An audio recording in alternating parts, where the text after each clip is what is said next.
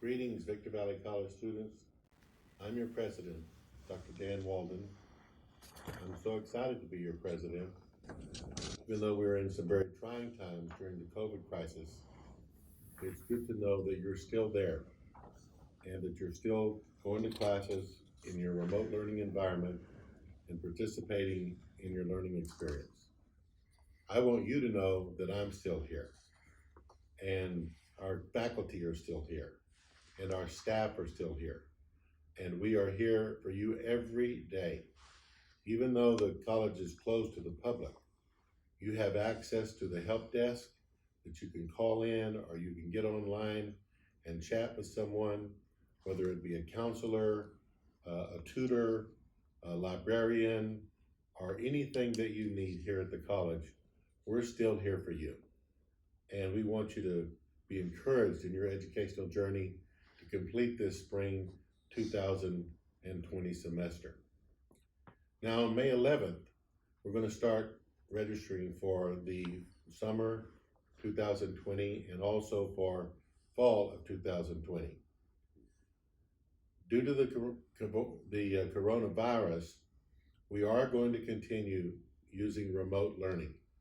So you will schedule your classes just as if you were going to be taking them in the schedule, whether they're scheduled face-to-face or an online class. If you schedule an online class, you know it's online.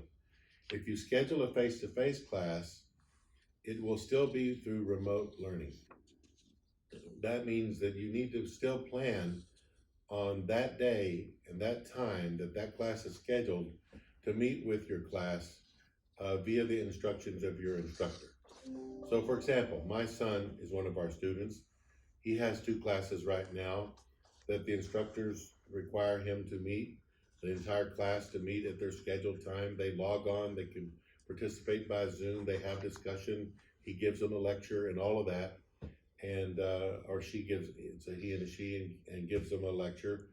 And so they're having sort of the same thing as they have face-to-face, only it's on the computer or via Zoom.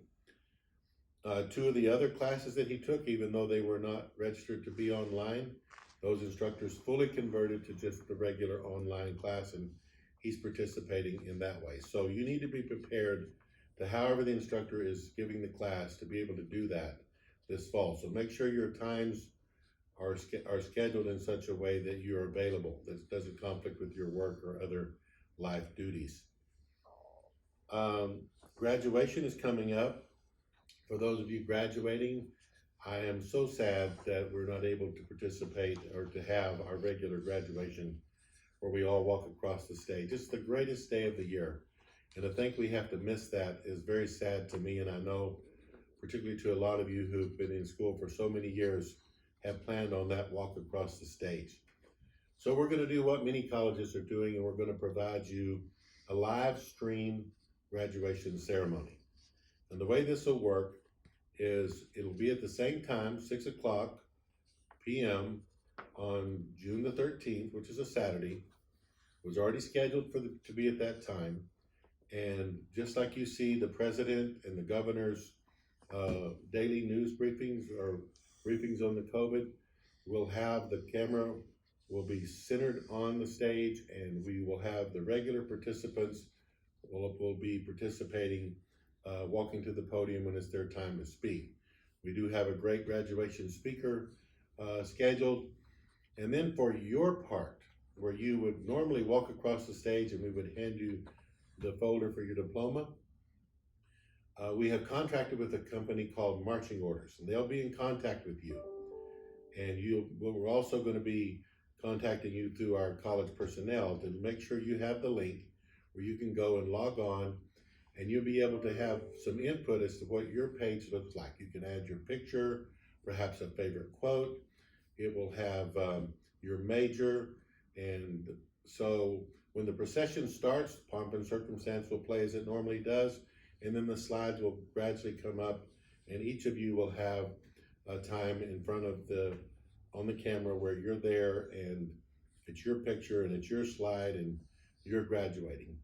When you come to pick up your degree, actually at the college later, or we mail it to you, you will get the nice folder that we had this last year that we handed out to all of our graduates. So that is one option. If there happens to be a particular situation where, for example, there was a particular student who wanted a particular trustee that they've known for a long time to actually hand them their diploma. If you have that kind of scenario, if you will contact Robert Sewell, and we will make arrangements for you to have a private ceremony, perhaps even come to a board meeting if that's something that you're specifically requesting.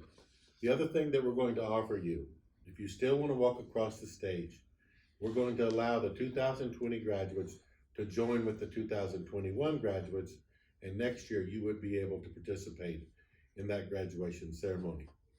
We're also providing free of charge this year, free caps and gowns for all of you. So you can come pick them up at the college from our Office of Auxiliary Services, and you won't have to pay. The college is covering that cost, and you can have your pictures made with that, and they're yours to take with you, and you can even use them next year if you choose to walk or if you have a private ceremony. So just to let you know all that about graduation. The other thing that we have done, I authorized our Department of Finance to refund all of you your parking fund refunds for this semester. So if you paid parking, you will be getting a refund check very soon, and those will go out to your home. Also, there will not be any parking fees charged for the summer or for next fall because we will still be doing remote learning. Now, what about the classes that we're not able to convert over to remote learning? For example, there's certain things like welding or aviation or restaurant management. Those classes for the fall, we will be holding those classes face-to-face following health and safety guidelines, such as social distancing. So some classes will be smaller than normal. You'll have to wear the personal protective equipment, probably mask, have your temperature checked at each time you come to class, and affirm that you're not ill in any kind of way, and the instructor has to do the same thing. So we will pick up those face-to-face classes like acting and the other ones that I mentioned, like theater, where you do have to have that in-person, face-to-face contact. We will be able to do that in the fall. Right now for spring and summer, we're only having those kind of classes for public safety and for our allied health, our respiratory therapists, and our medical assistants and our certified nursing assistants, because those are considered essential workers that need to be in the pipeline to be able to help out in the real world in order to keep us all healthy and safe. I want to mention and congratulate all of our nurses on that note, because National Nurses Week is May the 6th through the 12th, which is this week.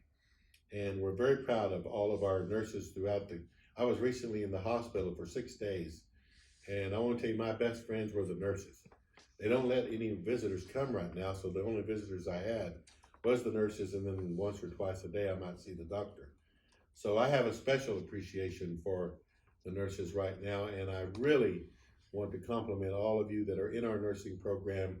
Thanks to the faculty, thanks to all of you who are in that very strenuous, stressful program, rigorous program. But let me tell you, when I was laying there with a fever of 103.8, I needed to know that my nurse knew what he or she was doing. So I just congratulate you in this time. Also, May is our National Foster Youth Month, and this goes really well with our Next Up program, which serves our foster youth, because we're moving into a brand new building just off of Spring Valley Boulevard over there. And so we're very happy about that. And I am a former foster parent. I had a foster child for 10 years, and that was a great experience in which I had an opportunity to serve and give something back to someone who really needed a family during that time of their life. I want to mention also that we have received, as a result of the CARES Act that Congress passed recently, we have received about $4 million to providing direct aid to students. So some of that money will be going out, and it's going to go out in 3 phases. So the first phase is for students right now who have the highest need. And mainly it's those who have no other assistance in their income right now. And so based on the number of units you receive, you'll be receiving a check. If you have any questions about that, feel free to call our financial aid office and see if you are going to be getting one of those. The second phase, though, is for applicants. So any student, any of you, can contact our financial aid office and say, I want to apply for receiving the CARES Act funding. So that'll be a second payout that will go out, and then a third one will be used this fall to assist students with equipment, lab equipment if they're doing a distance learning situation, remote learning, or else other supplies, materials, and of course books and those kinds of things. So we will be using that money for that, and hope that you are able to take advantage of that. Finally, we are employing all of our faculty, staff members, all of our staff members on campus to be reaching out and contacting you through our Caring Campus calling project. So hopefully all of you will receive a phone call at some point over the next few weeks, just from one of our staff members. It could be a secretary, it might be me, it could be your great friend Robert Sewell, it could be any one of us just calling to check on you and let you know we're interested in you and is there anything we can do to help you. So we are here for you, students. Victor Valley College is the place to be. VVC, the place to be. And thank you, and I look forward to talking to you again next week.